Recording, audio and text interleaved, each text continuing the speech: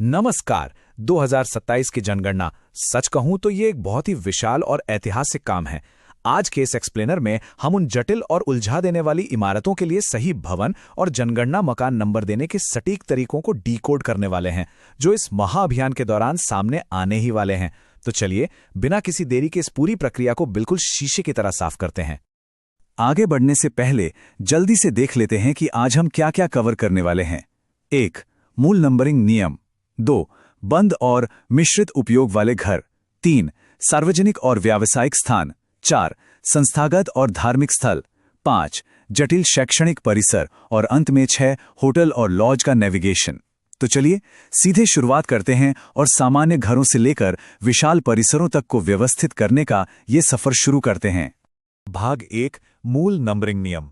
Field में मिलने वाली अजीबोगरीब स्थितियों को समझने से पहले एक बहुत ही बुनियादी बात साफ होनी चाहिए: भौतिक संरचनाओं और जनगणना इकाइयों के बीच का असली अंतर।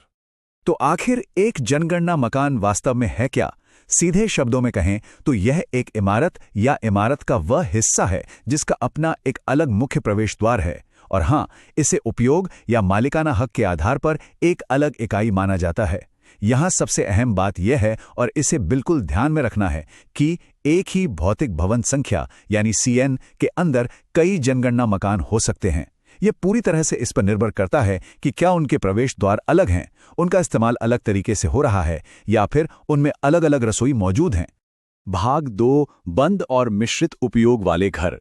चलिए अब देखते हैं कि जब एक आम आवासीय सड़क पर रोजमर्रा की कुछ असामान्य स्थितियां सामने आती हैं तो इन नियमों को कैसे लागू किया जाता है। फील्ड में अक्सर एक बड़ा सवाल सामने खड़ा हो जाता है: एक बंद घर को या फिर ऐसे घर को नंबर कैसे दें जिसमें एक दुकान और एक घर दोनों शामिल हों। इसे ही मिश्रित उपयोग कहा जाता है। एक खाली घर या ऐसा मिला जुला इस्तेमाल वाली इमारत काम की रफ्तार को थोड़ा धीमा जरूर कर देती है, लेकिन सच मानिए, इसके नियम बिल्कुल स्पष्ट हैं। बंद घरों के मामले में सबसे बड़ा नियम यह है कि उन्हें कभी भी छोड़ना नहीं है, कभी नहीं। इसके बजाय क्रमिक रूप से नंबर देते जाना है और उन्हें HLB ऐप में लॉक्ड यानी बंद के रूप में मार्क कर देना है। ऐसा करने से पूरा का पूरा सीक्वेंस एकदम सही बना रहता है, ताकि जब बाद में वहां दोबारा विजिट की जाए तो कोई भ्रम ना हो। अब यहां जो बात सबसे दिलचस्प है वो ये है कि कैसे एक मकान का उपयोग उस पुराने रसोई नियम पर भारी पड़ जाता है। सामान्य घरों में तो अलग अलग रसोई यानी चूल्हे के आधार पर जनगणना मकान तय होते हैं, ठीक है। लेकिन मिश्रित उपयोग वाली इमारत में मान लीजिए एक आवासीय संपत्ति के आगे वाले हिस्से में एक दुकान जुड़ी है, तो उसे सीधे तौर पर 2 अलग अलग जनगणना मकानों के रूप में गिना जाएगा, एक रहने के लिए और एक गैर आवासीय। भाग 3, सार्वजनिक और व्यावसायिक स्थान। अपनी इस चर्चा को आगे बढ़ाते हुए अब उन सार्वजनिक और कमर्शियल जगहों की बात करते हैं जो बहुत बड़े इलाके में फैली होती हैं और जिनके लिए खास तरह की डेटा एंट्री की जरूरत पड़ती है। अब जरा एक भवन एक जनगणना मकान के इस नियम पर गौर करते हैं। इसके दायरे में गोदाम, पोस्ट ऑफिस, बैंक की शाखाएं और पेट्रोल पंप जैसी जगहें आती हैं। ये बात बहुत ही शानदार तरीके से यह स्पष्ट करती है कि किसी बैंक या पोस्ट ऑफिस के अंदर कितने भी केबिन, कमरे या आंतरिक कार्यालय क्यों ना बने हों, अगर उनका एक ही गैर आवासीय उद्देश्य है तो वो पूरा का पूरा ढांचा सिर्फ और सिर्फ एक ही जनगणना मकान माना जाएगा। लेकिन इसके बिल्कुल उलट कल्पना कीजिए एक ऐसी बहुमंजिला इमारत की जहां मालिक खुद ऊपर रहता है और नीचे 3 कमर्शियल दुकानें किराए पर दे रखी हैं। ऐसे मामले में एक ही भवन संख्या, मान लेते हैं CN 07, कुल 4 अलग अलग जनगणना मकान नंबरों में बढ़ जाती हैं। एक ऊपर रहने वाले मालिक के लिए और बाकी के 3 नंबर उन तीनों अलग अलग दुकानों के लिए। है ना एकदम लॉजिकल। भाग 4, संस्थागत और धार्मिक स्थल। अब हम उन सामुदायिक संरचनाओं की ओर मुड़ते हैं जो लोगों के एक साथ रहने और आध्यात्मिक प्रथाओं पर आधारित होती हैं। जब हम आश्रम या गुरुद्वारे जैसी आध्यात्मिक जगहों की बात करते हैं, जहां लोग एक साझा जगह एक साथ रहते हैं और उनका खाना भी एक ही जगह जैसे किसी कॉमन लंगर में बनता है, तो उस पूरे परिसर को एक संस्थागत परिवार का दर्जा दिया जाता है। इसका सीधा मतलब ये है कि उस विशाल परिसर को केवल एक भवन और एक जनगणना मकान के रूप में ही दर्ज किया जाएगा। अब एक साथ रहने की इन व्यवस्थाओं को दर्ज करते समय ऐप में एक बहुत ही खास कोड की जरूरत पड़ती है, और वो कोड है 999। बिल्कुल, एन निवासियों को किसी आम परिवार के बजाय संस्थागत परिवार के रूप में सही ढंग से रजिस्टर करने के लिए ऐप में सीधे कोड 999 दर्ज करना अनिवार्य है। ये एक छोटा सा लेकिन बेहद अहम कदम है जो हमारे डेटा को एकदम सटीक बनाता है। और दिलचस्प बात यह है कि यही लॉजिक कमर्शियल जगहों पर भी लागू होता है। जरा सोचिए, एक फैक्ट्री है जहां मजदूर दिन में आते हैं, काम करते हैं और रात को अपने अपने घर चले जाते हैं। इसे तो बस एक आम गैर आवासीय इकाई के रूप में दर्ज किया जाएगा। लेकिन अगर वही फैक्ट्री आवासीय है, यानी मजदूर वहीं सोते हैं और वहीं बनी मेस में खाते हैं, तो वो रातों रात एक संस्थागत परिवार बन जाती है और वहां भी कोड 999 का ही इस्तेमाल होगा। भाग 5, जटिल शैक्षणिक परिसर।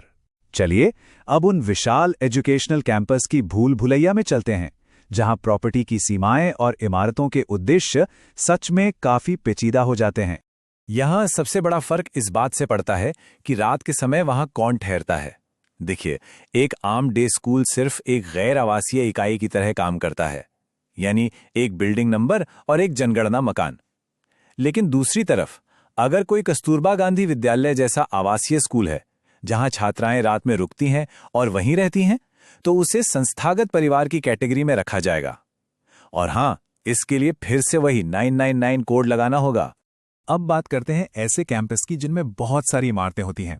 अगर किसी कैंपस के अंदर प्राइमरी स्कूल, हाई स्कूल और ऑफिस जैसी कई अलग अलग इमारतें हैं, लेकिन उन सबका उद्देश्य बिल्कुल एक समान है, यानी शिक्षा, तो वो सब मिलकर सिर्फ एक भवन संख्या और एक जनगणना मकान बन जाती हैं। लेकिन अगर उसी कैंपस के अंदर कोई मंदिर या बच्चों के रहने वाला कोई आवासीय विंग भी बना दिया जाए, तो अलग अलग उद्देश्य होने की वजह से वो पूरा कैंपस अलग अलग भवन और मकान नंबरों में बढ़ जाएगा। भाग 6, होटल और लॉज का नेविगेशन। इस एक्सप्लेनर की आखिरी चुनौती यह समझना है कि होटल और लॉज जैसी जगहों की, जहां लोग बस कुछ समय के लिए ठहरते हैं, उनकी सही तरीके से गिनती कैसे की जाए। यहां का प्रोटोकॉल काफी शानदार तरीके से काम करता है। नियम यह है, अगर किसी होटल के स्थायी कर्मचारी या मैनेजर वहीं अलग अलग कमरों में पक्के तौर पर रहते हैं, तो हर एक स्थायी कमरे को उसका अपना अलग जनगणना मकान नंबर मिलेगा, जैसे 022, 023 आदि। लेकिन मुसाफिरों या मेहमानों के ठहरने वाले जितने भी अस्थायी कमरे हैं, उन सबको एक साथ मिलाकर केवल एक ही जनगणना मकान माना जाएगा।